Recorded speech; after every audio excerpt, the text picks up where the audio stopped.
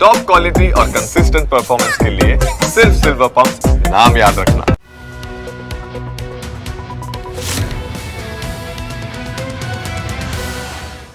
Hello, સ્વાગત છે માર્કેટના મહારથીમાં. હું યશ આપની સાથે. આપણે દર સપ્તાહે ચર્ચા કરીએ છીએ ટેકનિકલી કઈ રીતે ચાર્ટ્સમાં પેટર્ન્સ, ફોર્મેશન્સ શીખવા, સમજવા, કઈ રીતે આપણી સ્ટ્રેટેજીને વધુ એક્યુરેટ બનાવવી તે આપણે શીખી રહ્યા છીએ. અને સાથે સાથે આપણી સાથે એઝ યુઝ્યુઅલ દર વખતે જોડાય છે માર્કેટના મહારથી વિશાલ મલકાન. વિશાલ સર, વન્સ અગેન વેલકમ. અને ઓબ્વિયસલી અત્યાર સુધી બહુ સરસ રીતે આપણે સમજ્યા છીએ બે candle, single candle formation, window એટલે કે જે ગેપ અપ કે ગેપ ડાઉન હોય તે. બટ હવે આપણે થોડું વધારે અને એવું લાગે છે કે એડવાન્સ લઈ જવું જોઈએ. યસ, તો હવે જે આજે પેટર્ન્સ આપણે પહેલાં કરી કેન્ડલ, એને કેન્ડલ પેટર્ન્સ કહેવાય, કાં તો એને ઈસ્ટર્ન પેટર્ન કહેવાય કે જાપાનથી ઇન્વેન્ટ થઈ છે. બાકી જે હવે આપણે વાત કરવાના છે બીજા એપિસોડ્સમાં એ પ્રાઇસ પેટર્ન છે, વેસ્ટર્ન પેટર્ન્સ છે. જેમ કે તમે નામ સાંભળ્યું છે ડબલ ટોપ, ડબલ બોટમ, ટ્રાયંગલ, રેક્ટેંગલ, આ બધા જ્યોમેટ્રિકલ શેપ્સ છે. એ બધી પેટર્ન્સ વારંવાર રિપીટ થાય ચાર્ટ્સ પર, અને એને કેવી રીતે ટ્રેડ કરવું ને કેવી રીતે એન્ટ્રી, એક્ઝિટ, સ્ટોપ લોસ કરવું એ બધું આપણે શીખશું. આમાં કોઈ પેટર્ન એટલી પાવરફુલ છે કે તમને એમાંથી, જેમ કે એક કપ પેટર્ન છે જેમાંથી તમને મલ્ટીબેગર સ્ટોક્સ પણ તમે આઈડેન્ટિફાઈ કરી શકો. સો આપણે આ ચર્ચા કરશું, અને આજે આપણે ફર્સ્ટ એપિસોડમાં ડબલ ટોપ, ડબલ બોટમની વાત કરશું. Thank you. નમસ્કાર, મારું નામ છે વિશાલ મલકાન, મુંબઈથી. અને આપણે અત્યાર સુધી એપિસોડ્સમાં વાત કરી છે ટેકનિકલ એનાલિસિસ ને એક આમ માણસ કેવી રીતે યુઝ કરી શકે.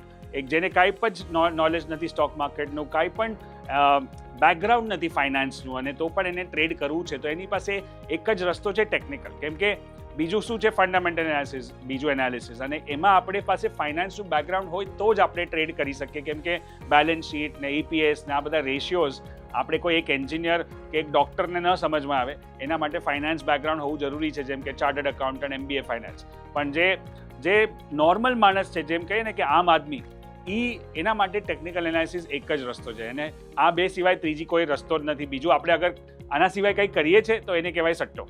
તો આપણે ટેકનિકલી કરીએ ત્યારે આપણે એને સિસ્ટમેટિક ટ્રેડ કરશું. તો આજે જે આપણે વાત કરવાના છે એ છે પેટર્ન્સની.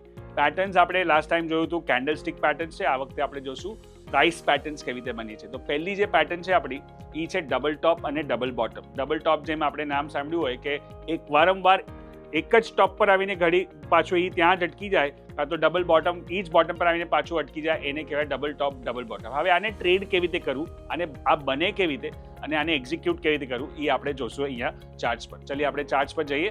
ડબલ ટોપ.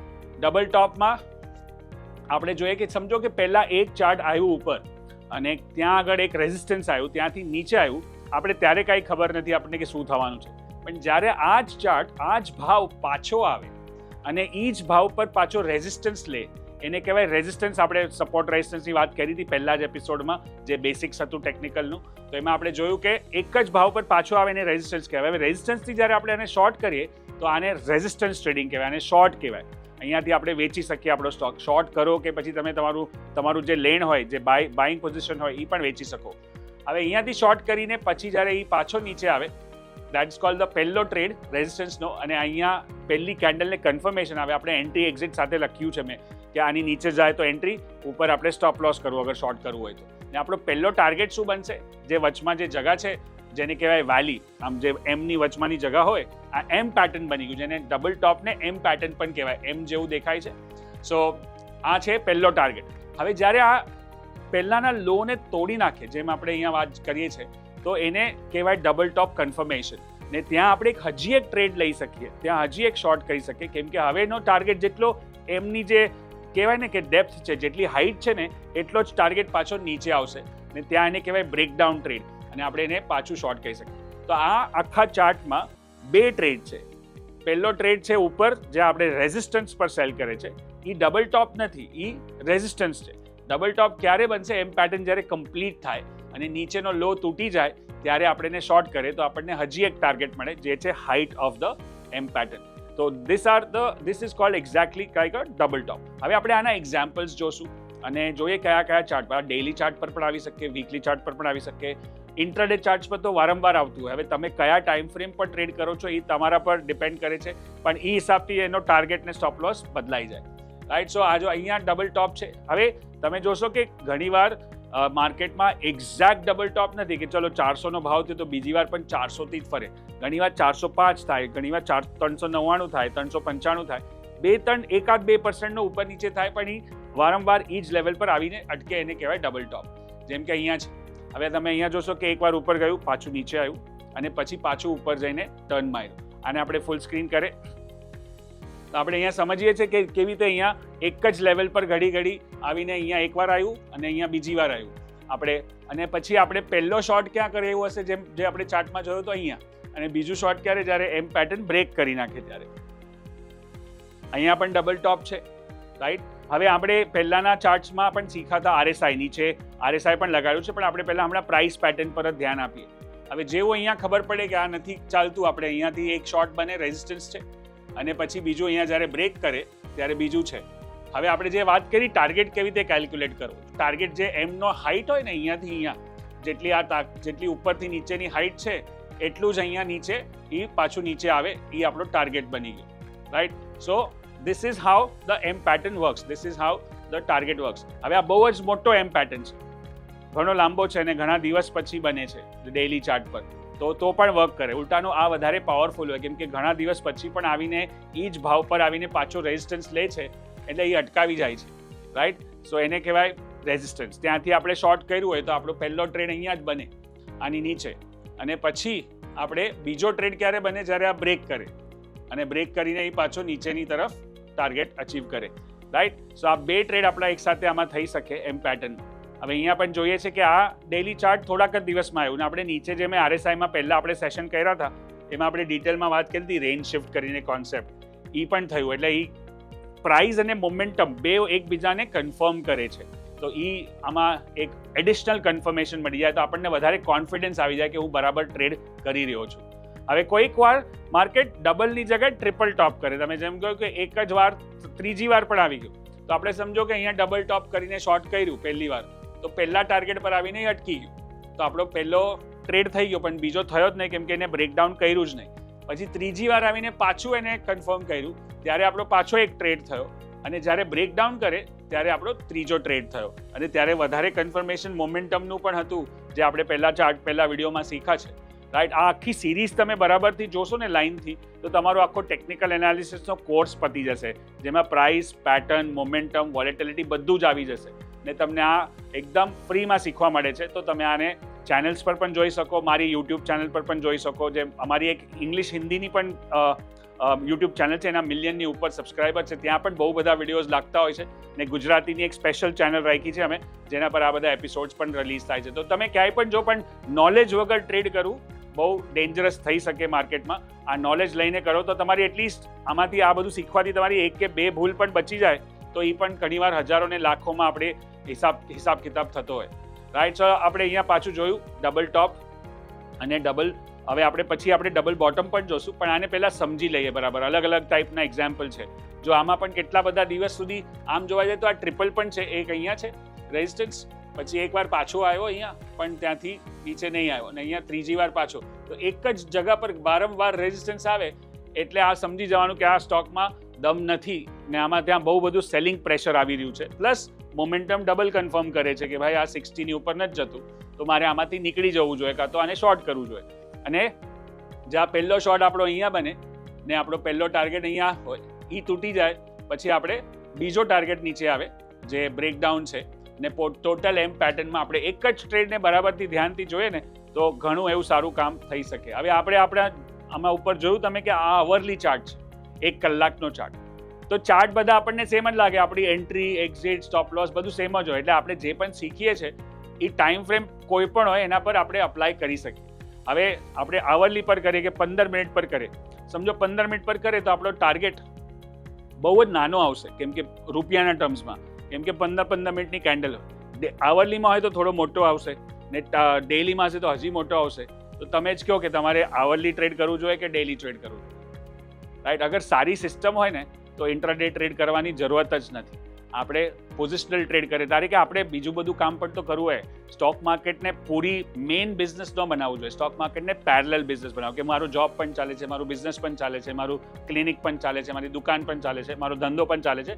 એની સાથે સાથે આપણે આ કરવાનું.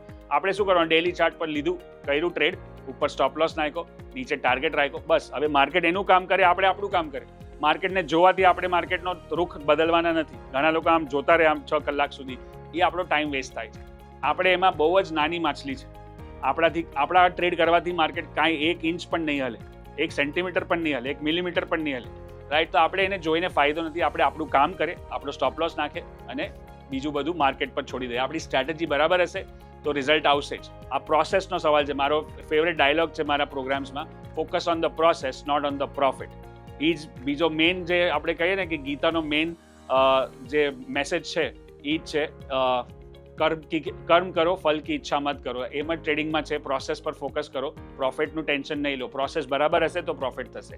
ચાલો આપણે પાછા જઈએ. MW પેટર્ન, અહીંયા તમે જોવો કે ડબલ કન્ફર્મેશન છે. ઉપર પ્રાઇસનું કન્ફર્મેશન, નીચે મોમેન્ટમનું કન્ફર્મેશન. ઉપર પ્રાઇસનું કન્ફર્મેશન, નીચે મોમેન્ટમનું કન્ફર્મેશન, રાઈટ. કેટલા બધા, અને આ બધા જ ચાર્ટ પર તમને ક્યાંક ને ક્યાંક જોવા મળશે જ. તમારે હવે આને ખાલી પ્રેક્ટિસ કરવાની જરૂર છે. જેટલી વધારે પ્રેક્ટિસ કરશો એટલું વધારે તમને આમાં કોન્ફિડન્સ આવશે અને તમે પછી કરી શકશો. હું તો અહીંયા ઘણા બધા ચાર્ટ દેખાડું છું. હવે તમને ડબલ બોટમની વાત કરીએ. ડબલ બોટમમાં કેવી રીતે છે કે આપણે જેમ મેં પહેલાં બતાવ્યું હતું આપણને ચાર્ટ્સ પર, તો એક પહેલાં ભાવ નીચે આવે અને પછી આપણે એ જ ભાવથી ઉપર આવીને પાછો બીજી વાર ટેસ્ટ કરે. હવે જેમ કે ઓલામાં રેઝિસ્ટન્સની વાત કરી હતી, એવી રીતે અહીંયા સપોર્ટની વાત કરી છે. આપણે સપોર્ટ કર્યો, સપોર્ટ ટ્રેડ કરે, આપણે સમજો અહીંયાથી બાય કર્યો, ખરીદારી કરી, તો આપણે નીચે શું સ્ટોપ લોસ રાખશું, નીચે સ્ટોપ લોસ રાખીને એન્ટ્રી કરશું, સ્ટોપ લોસ રાખશું. હવે પહેલો ટાર્ગેટ શું હશે આપણો, જે પહેલાં જે થોડા દિવસ પહેલાં જે હાઈ બન્યો હતો એ આપણો પહેલો ટાર્ગેટ. એટલે એક ટ્રેડ થઈ ગયો. હવે જરૂરી નથી કે હર વાર આ બ્રેકઆઉટ કરે, ત્યાંથી અટકી પણ જાય, પણ બ્રેકઆઉટ થઈ જાય તો આપણો બીજો ટ્રેડ પણ થાય ને ત્યાંથી આપણે બીજું બાય કરી શકીએ. જેમ કે સમજો પહેલું બાય કર્યું ને પાછું બીજું બાય કર્યું, એને કહેવાય પિરામિડિંગ. પિરામિડિંગ એટલે આપણે એક ઉપર બીજું બાય કરે. જનરલી લોકો લોસમાં પિરામિડિંગ કરતા હોય, આપણે પ્રોફિટમાં પિરામિડિંગ કરવાનું.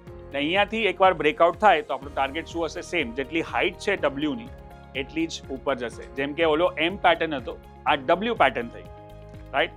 ઇંગ્લિશનો અક્ષર છે એમ અને ડબલ્યુ, ડબલ ટોપ ડબલ બોટમ. આ બહુ જ પાવરફુલ અને બહુ જ સિમ્પલ પેટર્ન છે અને આ આપણે કોઈ પણ ચાર્ટ પર જોઈ શકીએ. તમે કમોડિટીઝનો ચાર્ટ જો, કરન્સીનો ચાર્ટ જો, ક્રિપ્ટો કરન્સીનો ચાર્ટ જો, ફ્યુચરનો ચાર્ટ જો, ઓપ્શનનો ચાર્ટ જો, કેશ ઇક્વિટીનો ચાર્ટ જો, કોઈ પણ માર્કેટમાં જોશો તમને આ MW પેટર્ન બધે જ જોવા મળશે.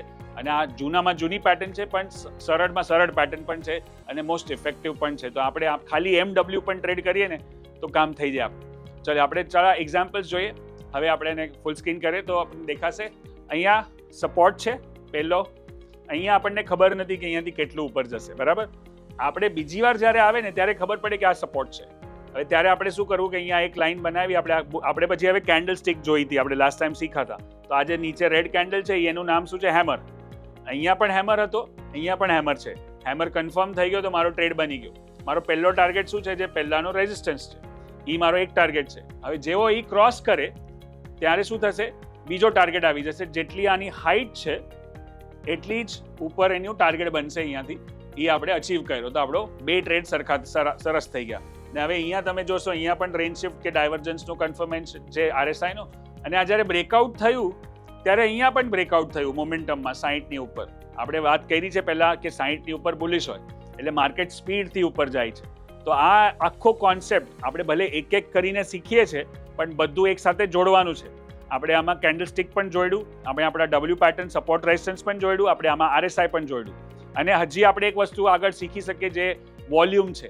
સમજો જ્યારે પણ બ્રેકઆઉટ થાય ને તો માર્કેટમાં વોલ્યુમ બહુ ઇમ્પોર્ટન્ટ છે. મોટા વોલ્યુમથી અગર બ્રેકઆઉટ થાય તો આપણે એને વધારે કન્ફર્મેશન માનીએ. ચલો કે આપણે વોલ્યુમ આગલા કોઈ એપિસોડમાં હજી કવર કરશું એટલે આપણે એ પણ શીખી જશું. તો આ બધી વસ્તુ એક એક કરીને શીખીને આપણે બધી એક સાથે વાપરવાની છે. ચલો આપણે હવે થોડા વધારે એક્ઝામ્પલ જોઈએ. અહીંયા પણ તમને ડબલ બોટમ દેખાય છે ડેઇલી ચાર્ટ પર, એક જ ભાવ પર બીજી વાર, ને ત્યાં તમને RSI નું કન્ફર્મેશન પણ જોવા મળે છે કે ત્યાં રેન્જ શિફ્ટ થયું છે ને અહીંયા ડબલ સપોર્ટ, અહીંયાથી એક ટ્રેડ ને પછી બ્રેકઆઉટ પછી બીજો ટ્રેડ, રાઈટ. હવે અહીંયા ઓલમોસ્ટ ટ્રિપલ જેવું છે, પણ પહેલામાં હવે વધારે કન્ફર્મેશન ક્યારે આપણને વધારે કોન્ફિડન્સ ક્યારે આવે, જ્યારે RSI પણ કહે છે કે ભાઈ મારે 40ની નીચે નથી જવું, ત્યાં મારો ડબલ કન્ફર્મેશન થઈ જાય. પછી આપણે આ કેન્ડલસ્ટિક પેટર્ન જોઈએ તો એમાં આપણે બુલિશ એન્ગલ્ફિંગ પેટર્ન શીખાતા લાસ્ટ, એમાં તો ગ્રીનવાળી બુલિશ એન્ગલ્ફિંગ પેટર્ન પણ છે અને એને કન્ફર્મેશન પણ મળી જાય છે. અને પછી બ્રેકઆઉટ મોટા ગ્રીન કેન્ડલથી થાય છે, 60નો RSI ક્રોસ પણ થાય છે, એનાથી આપણને વધારે કન્ફર્મેશન. તો આ બસ આટલી જ વસ્તુ. હવે બહાર છાપામાં શું આવે છે, ન્યૂઝપેપરમાં શું આવે છે, ચેનલ પર શું બોલવામાં આવે છે, તમને શું લાગે છે, આજુબાજુવાળા શું કહે છે, એનાથી કાંઈ જ મતલબ નથી. આ ચાર્ટમાં બધું જ આવી ગયું. ભાવ ભગવાન છે આપણે કહીએ ને, ભાવમાં બધું જ, ભાવને બધું જ ખબર છે. ભાવ ભગવાન છે કેમ કહીએ આપણે? કેમ કે ભગવાનને બધું ખબર છે, એવી રીતે ભાવને પણ બધું ખબર છે. તો તમારે બીજા કોઈ ન્યૂઝ કે બીજા કોઈ ચેનલ, આજકાલ Telegram channel, Instagram channel, YouTube channel, WhatsApp channel પર બહુ બધું આવતું હોય છે. એ બધું જ બંધ કરીને ખાલી ભાવને આપણે સમજવાની કોશિશ કરીએ આ બધા પેટર્ન્સથી, તો આપણને સારું એવું રિટર્ન મળી શકે. આપણે બીજા એક્ઝામ્પલ જોઈએ ડબલ બોટમના. અહીંયા પણ ડબલ બોટમ છે, જરાક ઉપર છે. મેં જેમ કીધું કે એક્ઝેક્ટ ન આવે, પણ આપણને ડબલ બોટમની જેવું લાગે છે અહીંયા ડબલ, અને ત્યાં RSI નો કન્ફર્મેશન પણ છે. અને આમાં તમને જોશો તો ડેલી ચાર્ટ પર જે અહીંયા આપણે પ્રાઇસ, કેન્ડલ કન્ફર્મેશન અને નીચે સપોર્ટ છે, જે સ્ટોપ લોસ પણ લાગે છે, અને પહેલો ટાર્ગેટ આપણો અહીંયા આવશે. અને એકવાર બ્રેકઆઉટ થઈ જાય તો બીજો ટાર્ગેટ આપણો જે હાઈટ છે એવી રીતે આવશે, અને RSI નું કન્ફર્મેશન પણ છે. તો અહીંયા આપણે જોઈએ પાછું એક ડબલ બોટમ. RSI નું ડાયવર્જન્સ પણ છે અને RSI નું રેન્જ શિફ્ટ પણ છે, અને પછી બ્રેકઆઉટ પણ છે. આ મંથલી ચાર્ટ પર જોઈએ છે આપણે. હવે આ એક ટાઈમ ફ્રેમ હજી ઉપર જતા રહ્યા.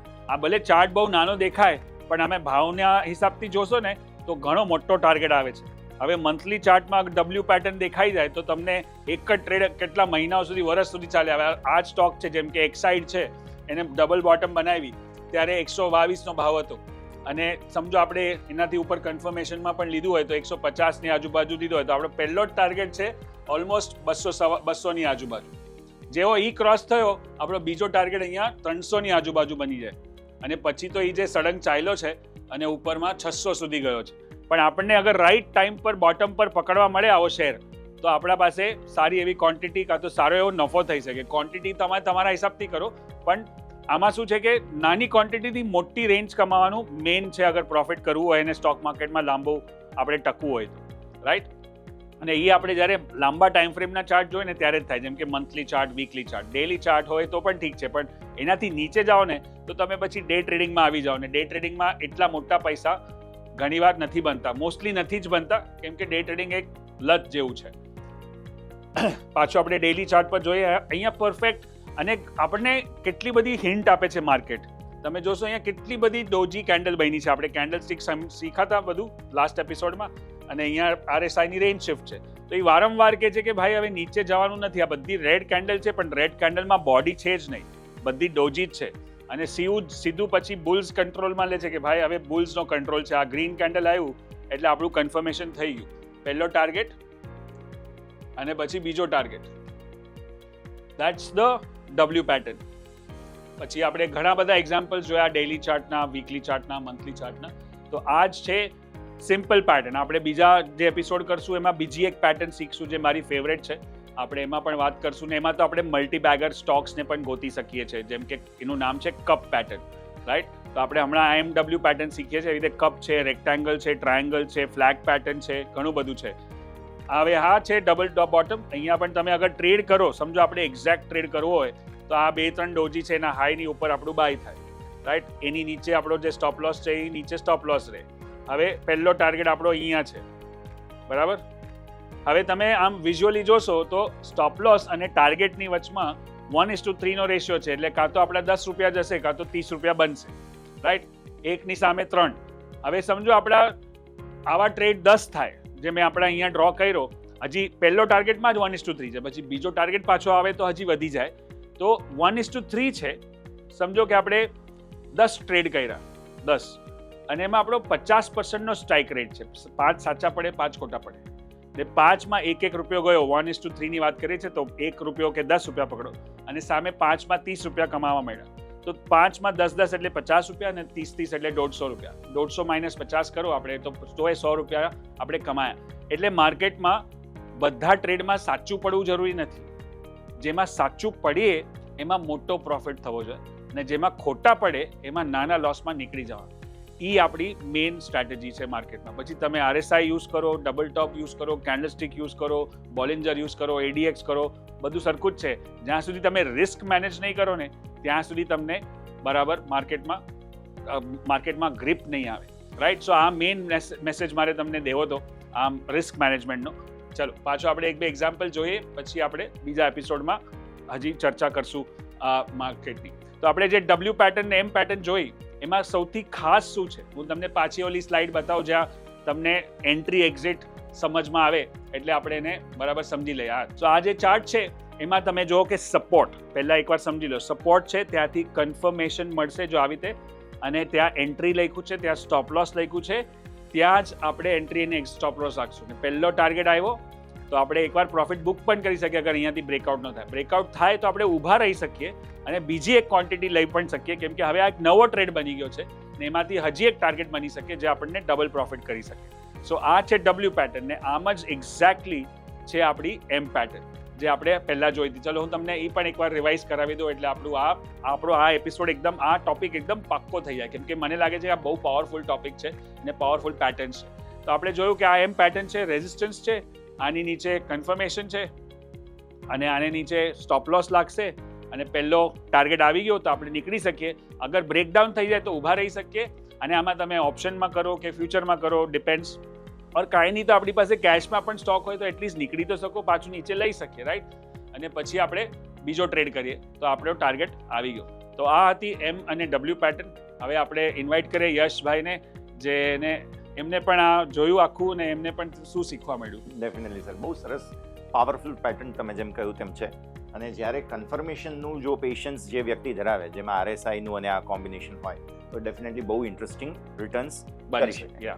હવે મારે એક વસ્તુ સમજવી છે, તે છે રિસ્ક રિવોર્ડ જે તમે સમજાવી રહ્યા હતા 1:3.